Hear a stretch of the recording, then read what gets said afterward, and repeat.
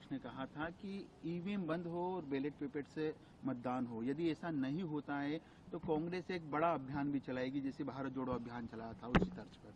क्या लगता है आपको कि ईवीएम से क्या समस्या है कांग्रेस को?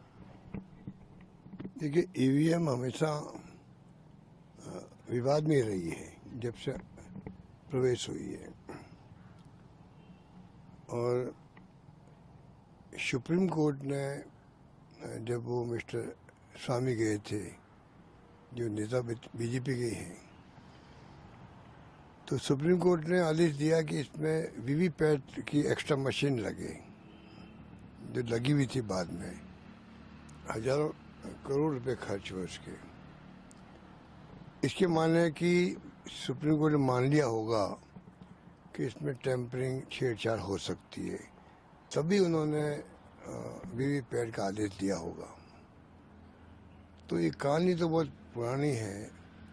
पहले बीजेपी नेता बाकायदा बोलते थे कि ये मशीनें नहीं होनी चाहिए, पेपर से चुनाव होना चाहिए, कोई नई बात नहीं है। अब जो बहस तो चलती रहती है हर चुनाव के अंदर, पर अभी हरियाणा के अंदर और महाराष्ट्र के अंदर जिस प्रकार से माहौल था वहाँ चुनाव का, हरियाणा में तो पूरा मीडिया, पूरे एग्जिट पोल, पूरी पब्लिक, पूरे देश के अंदर चर्चा चलती थी, तो वहाँ कांग्रेस की जीतने की बात होती थी। अचानक परिणाम बिल्कुल उल्टे आ गए। तब भी ये बहस छिड़ी थी कि 99% तक बैटरी शाम तक भी क्यों रहती चार्ज। कंप्लेंट भी की थी वहाँ इलेक्शन कमीशन ऑफ इंडिया के अंदर कांग्रेस के नेताओं ने। अब जो महाराष्ट्र के परिणाम आए हैं, एक तरफा, मैं खुद वहाँ काफी लंबे समय तक था, ऐसा माहौल नहीं था। चुनाव में हार और जीत तो अलग बात है, पर एक तरफा चुनाव, जो उम्मीद ना कांग्रेस को, ना आम जनता को, ना बीजेपी नेताओं को, उनको भी नहीं थी, परिणाम ऐसा आ गया एक तरफा। तो अब तो जो पहले ईवीएम के खिलाफ नहीं थे, वो भी कहने लगा भी कुछ गड़बड़ है। इसका मतलब ईवीएम है और वो तरीके में क्या है।